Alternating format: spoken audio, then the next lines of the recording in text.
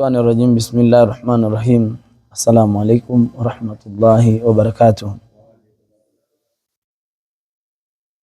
الحمد لله حق حمده والصلاة والسلام على خير خلقه وعلى آله وصحبه أجمعين. ما بعد. Baada ya kumshukuru Mwenyezi Mungu na kumtakia rehema Mtume Muhammad sallallahu alaihi wasallam, tunashukuru na tunaendelea na fawaidi zinazopatikana ndani ya mwezi mtukufu wa Ramadhani, hasa katika kipindi chetu adhim tunachoendelea nacho ya majalisi hii ya darasa za fiqhi katika channel yetu ambayo kama tunaendelea naye ya Masjid Taqwa Online TV. Hivyo kwa hatua tuliokuwa naye leo ni kwenda kujua kuchambua kila jambo moja katika haya ambayo kwamba iliyotajika katika mambo yenye kubatilisha udhu. Tuliambiwa pia katika mambo yenye kubatilisha udhu wetu sisi ambao umeshatawadha ni mtu kuweza kumshika mwanamke wa kando. Huyu mwanamke wa kando sheria imempambanua kwa kumdadafua ni nani. Mal mar'atul ajnabiyatu, ni yupi mwanamke wa kando? Hiya allati, ni yule mwanamke ambaye kwamba la yahrumu nikahuha, sio haramu kumuoa wewe mwanaume. Mwanamke yote ambaye unaye uwezo wa kumuoa, huyo anaitwa mwanamke wa kando. Kwa nini huwezi kushindwa kumuoa? Liajali nasabi, kwa sababu sio nasabu yako, au radha'i, au kwa sababu haukunyonya naye, au musaharati, au kwa sababu sio mama mkwe wako. Haya makundi matatu yametajika, ni makundi yanayesababisha wewe, au ni vizuizi vinavyosababisha wewe usiweze kumuoa moja katika hawa wanawake. Ya kwamba mwanamke ambao kwamba ni nasabu yako katika damu, huwezi kumuoa wewe, tayari imeshakuwa ni kizuizi. Ile nasaba tayari ni kizuizi. Lakini yule ambao kwamba sio nasabu yako unamuoa, huyo ni mwanamke wa kando.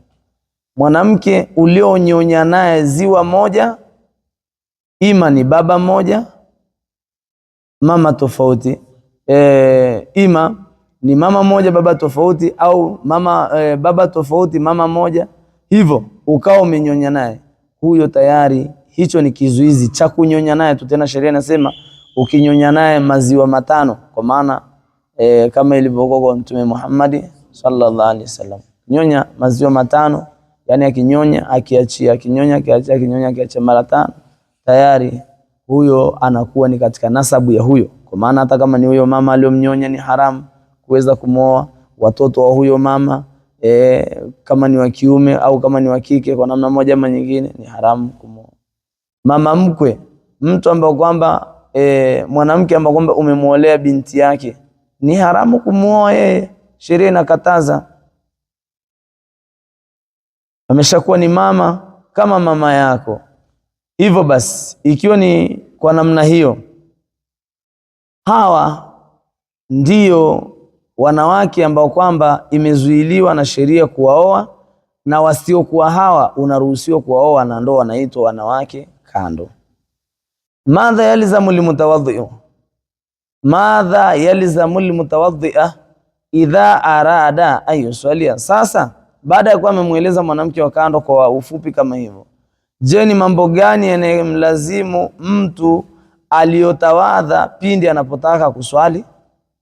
Mtu aliyotawadha anataka kwenda kuswali, je, ni mambo gani yanayomlazimu aweze kufanya kabla hajaingia kwenye swala yake? Yalizamu taharatu malabisi. Jambo la kwanza, analazimika mtu huyu anataka kwenda kuswali atoharishe mavazi yake. Mavazi yake tunasema kama ni mwanaume, kuanzia kofio mpaka soksi, mavazi yote anayovaa kwa wakati ule yawe tahara. Au kwa mwanamke, kuanzia kitambaa kidogo cha kichwani mpaka soksi yake, anatakiwa mavazi hayo aweze kuyatoharisha yawe tahara. Atoharishe kutokamana na najisi. Wa makanihi, sehemu anaenda kuswalia pale naye toharishe, asiswalie sehemu ambayo ni chafu. Uchafu kwenye sheria ni najisi. Najisi zina mafungu yake, tutatajiwa. Mina najasati, aviepushe au aziepushe aviepushe vitu hivi kutokana au kuviepusha na najisi. Aviepushe vitu hivi na najisi. Mavazi na sehemu ya kuswalia aviepushe na najisi. Jambo la tatu linalo mlazimu mtu anayetaka kwenda kuswali akishatawadha, wasatiru auratihi, asitiri uchi wake. Uchi wa mwanamke tutaelezwa ni kuanzia wapi mpaka wapi ndio uchi wa mwanamke. Uchi wa mwanamume ni kuanzia wapi mpaka wapi. Je, ni sawa na akili yako inapokutuma kama tamko linavyotamkwa? Hapana, tutakuja kuelezwa. Wastiqbalul qiblati, jambo la 4 ni kuelekea kibla.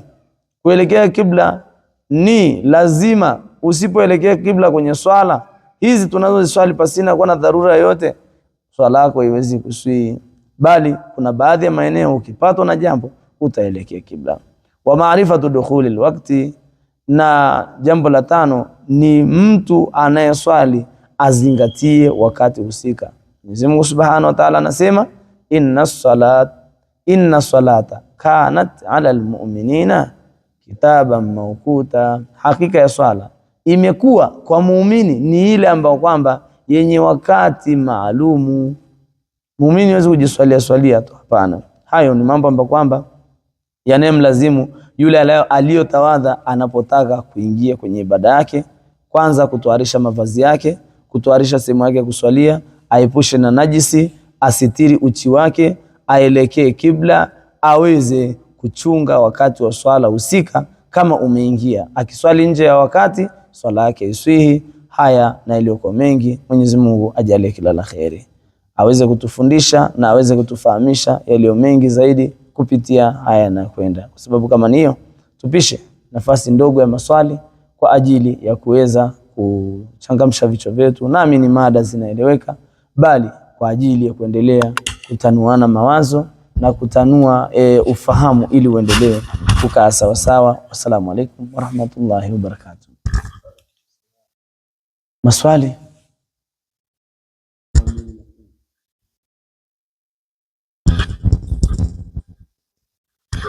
Assalamu alaikum warahmatullahi wabarakatuh. Wa alaikum assalam warahmatullahi wabarakatuh. Alhamdulillah rabbil alamin wal aqibatu lil muttaqin wala udwana illa ala zalimin wa ba'd. Alhamdulillah, tunashukuru kwa darasa zuri mwalimu. Mimi swali langu lipo kwenye hiyo mada ya udhu. Naam. Umesema ukimgusa mwanamke wa kando utabatulika na udhu. Je, akinigusa vile vile nitakuwa nimebatulika au kwa nimguse tu ndio nitakwenda? Swali zuri anajenga.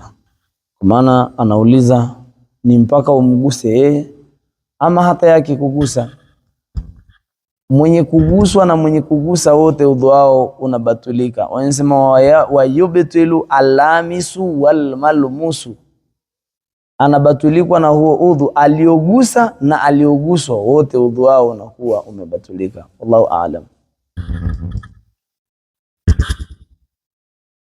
Assalamu alaikum warahmatullahi wabarakatuh. Wa alaika assalam warahmatullahi wabarakatuh. Sheikh wetu hapa anatuambia mtu pindi anapoenda kuswali anatakiwa awe tohara katika mavazi yake na mahali anaposwalia. Naam. Pindi mtu anapoenda kuswali anatakiwa awe tohara katika mavazi yake. Je, mimi nikawa nimeenda kuswali aliyakuwa najua mavazi yangu yote ni tohara, lakini nilipomaliza kuswali katika kuangalia kwenye nguo yangu nakuta kuna najisi. Je, swala yangu itakuwa imeswi au itabidi tena nirudie? Tayeb. Swali zuri, jazakallahu khair. Anauliza mtu anapotakiwa kwenda kuswali lazima azingatie mavazi yake yote ya tohara. Kweli hilo nimelizingatia. Udhu wangu nimeuzingatia. Naenda kuswali, nimemaliza swala, naangalia kwenye nguo yangu, katika kupekua kidogo nakuta nguo yangu ina najisi. Je, ile swala yangu itakuwa imeswihi ama nianze na upya nikatoharishe nianze na upya? Jibu ni ukatoharishe uje uanze na upya. Ndivyo sheria inavyotutaka, kwa sababu ile swala imeingia doa, imeingia uchafu. Wallahu a'lam. Assalamu alaikum warahmatullahi wabarakatuh. Wa alaikum salam warahmatullahi wabarakatuh. Tumeambiwa mwanamke wa kando anabatilisha udhu wetu. Ndio. Ni kwa nini ni mwanamke wa kando anabatilisha udhu wetu? Kwa nini wasiwe ni wanawake wote? Kwa sababu mwanamke wa kando na mwanamke asiyokuwa wa kando wote ni wanawake. Kwa nini mwanamke wa kando abatilishe udhu na wanawake wengine na maisha na saba zako wasibatilishe udhu? Safi, jazakallah khair. Swali zuri pia. Anasema ni vijana wanajitahidi kuchanganua ufahamu wao, na sio kwamba tumewapanga. Wallahi hakuna anayepangwa, bali ni kila mmoja unaona anafanya kuishughulisha akili yake ili atoe kitu. Hivyo ndivyo jinsi ilivyo, na ndio masala anavyotaka namna kuchemsha akili yako, kwa maana ya kwamba kwa nini wanawake wa kando ndio wanayebatilisha udhu na nasabu yako isibatilishe udhu wale ulionyonya nao na mama mkwe wako? Kwanza tayari kitendo unataja tu nasabu yako, kuna kitu kinaingia hapo. Wale ulionyonya nao tayari kuna kitu kinaingia hapo kwenye akili yako, na wale ambao kwamba mfano mama mkwe wako tayari kuna kitu kinaingia. Kwa hiyo unaona kabisa utofauti kati ya huyu mwanamke wa kando ukoje na huyu mwanamke ambao kwamba unayeambiwa kuwa ni nasabu yako ukoje. Mwanamke wa kando anabatilisha udhu kwa sababu una uwezo wa kumuoa, na mwanamke akishaolewa na mwanaume huwa wanafanya tendo la ndoa. Kitendo hiki lazima kitofautishwe na wanawake wengine. Yule ambao kwamba ni mama yako, nidhamu yake namna inavyokuwa dada yako, mama mkwe wako, basi ndio sababu kitendo ambacho kwamba huwezi kumfanyia ambacho kwamba ulichomfanyia mke wako, basi ndio sababu inayokwenda kupea kuwa pia miongoni mwa sababu pia hata usiweze kubatulika udhu wako, kwa sababu tayari yule anakuwa ni sawa na mwili wako wewe. Lakini huyo mwanamke wa kando amesha viona vya kwako vingi, basi tayari nidhamu yake imeshavunjika kabisa. Na wataalamu wanasema mawasala ila bihuruma wa masakata ila bitariki alhuruma. Kwa mwanamke wa kando, mwanamke wa kando ile huruma imeondoka, imetoweka. Lakini kwa yule mwanamke kama ni mama ama ni dada, huruma ipo, maana adabu ipo. Allahu a'lam.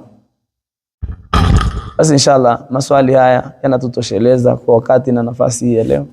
Mwenyezi Mungu atulipe kila la khairi.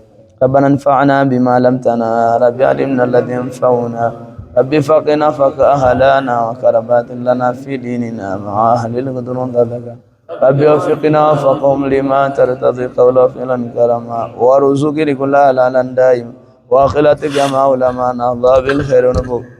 ربنا واسل لنا كل شؤون واقر برضا من قلوب وقضانا ربنا كل ديون قبل أن تأتينا رسول المنون وبرسل أنت أكرم ستر والصلاة الله تعالى المصطفى من إلى الحق دانا والوفاء بكتاب في لناس الشفاء وعلى آل الكرام الشرفاء وعلى أصحاب المصاب الورد وصلى الله على سيدنا محمد وعلى آله وصحبه وبارك وسلم والحمد لله رب العالمين.